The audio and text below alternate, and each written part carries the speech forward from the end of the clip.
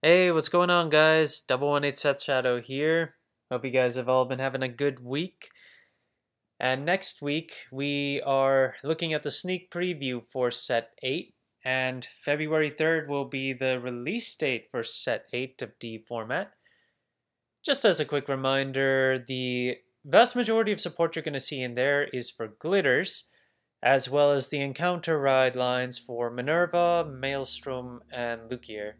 We also get one other new Grade 3 boss, Graham Grace, which doesn't come with a ride line of its own, but can be used with interchangeable ride lines depending on how you want to play the deck.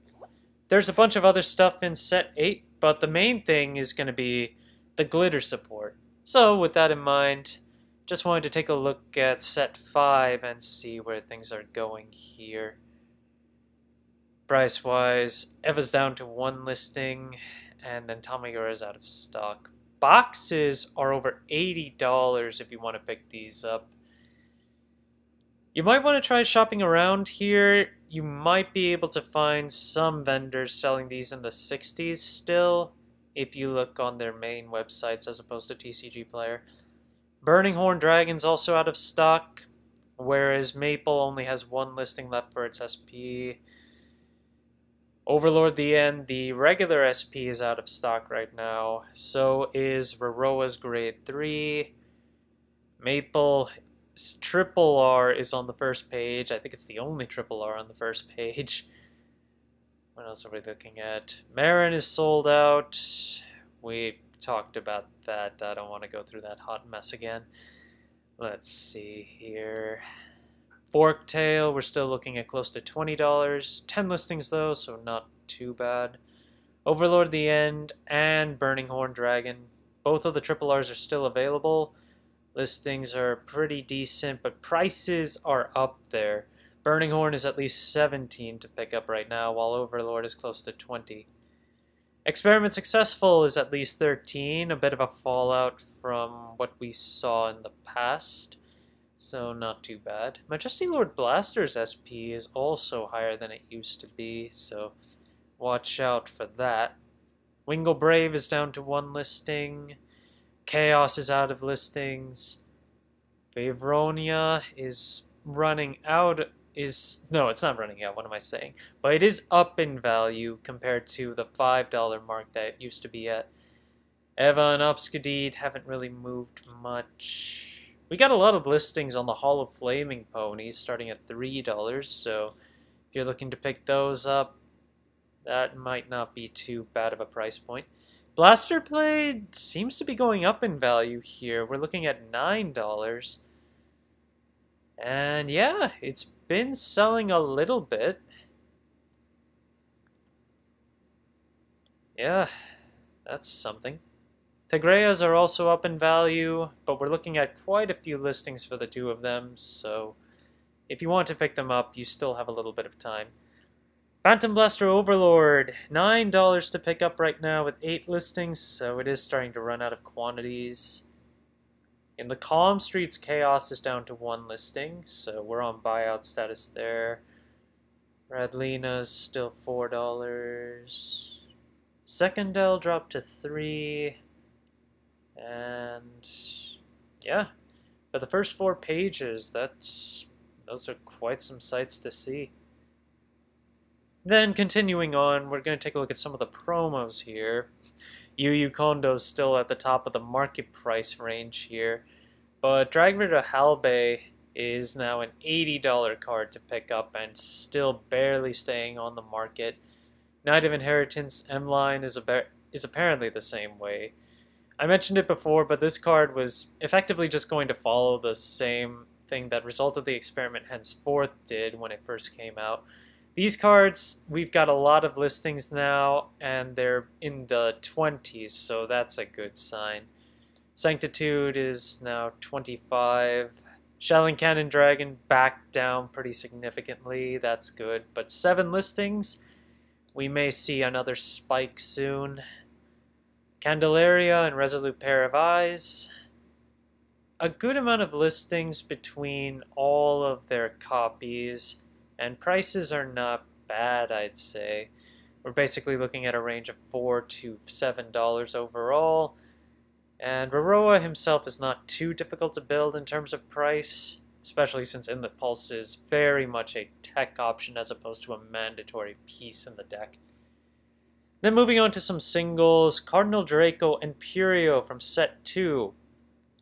Listings for the baselines are not too bad. You've got a bunch of copies from set 2, not too many of the special reprint, but that makes sense. The SP is out of stock though, and if we look at some of the last sells, 35, 30, progressively went up in price, 20, 17, 35, 40. So yeah, you'll need to shop around for this one if you're still looking to max rarity or triggers for Brankgate. Speaking of max rarities, Lyrical Melody, I wanted to take a look at the perfect guards here real quick. We've got Christine and Riviana, who have been the most popular of the two for a while. We're looking at $20+ overall with a decent amount of listings. But Nicolene is up in price, and only 2 listings left here. That's a surprise. Sarka and Daziel are not as high though, and you've still got a fair amount of listings if you want to pick these up. Then taking a look at some techs, I want to cover Shihab from set 3. This card is a soul builder, and when you put it on rearguard, it gets 5k for the turn. So it can be an 11k booster or swing. And then when you go to ride from the ride deck, you can put this card into your soul instead of discarding a card from your hand. So it becomes fairly pointless after you're done riding up, but if you can guarantee pulling this out, you can in Overlord. Then you can use this to fill up your soul instead of having to discard a card from your hand. Effectively, this would have been your discard. But then you've also got Togachirachi, which effectively does the same thing, you just can't put Togachirachi on the rear guard. Knight of Heavenly Piercing Assaulta. This card doesn't have any big playability yet, but it has potential. Its skill is when it's placed on rearguard or discarded from hand, choose a back row rearguard and stand it. So if Cater Sanctuary gets some effective back row swings outside of Graham Grace, because this won't work with Graham Grace, this could enable for multi-attack from the back row sometime down the line. So having a playset of these in your back pocket would be a good idea in case Bushiroad forgets about this card somehow. White Fang Witch Disma, just looking at some of the premium critical triggers to pick up. This is from set 1, but you have a lot of listings on the common for $2 and up, but there's only one listing left for the holofoil version, and they are selling 4 copies, so if you want all 4 at once, this is your opportunity, but last sells were all $5. So it is quite a jump from what you could have gotten it for before. And finally, Bulbamine. Yeah, you can't go very long without somehow touching on this card again, and it's still selling very, very well. Progressively just going up in value. It was sold out about a week ago, but listings are back up on the market for 30 to 35. You still have one listing at 25, which is fine, but that's about to go itself. And as a reminder, since we are getting towards the BSF tournament, Bulbamine is one of those cards that is getting an errata exchange at the tournaments. It's having a name change to Detonation Monster Bulbamine because it's intended to be used with the Kaiju series of set 8. So just keep that in mind. If you do have Bulbamines and you want to trade them in for the correct errata text, you'll need to hold on to them until you can make it to a BSF tournament. But eventually, those should make it onto the market at some point, so it's really just a matter of if you want to wait or if you want to just sell out now and buy them later.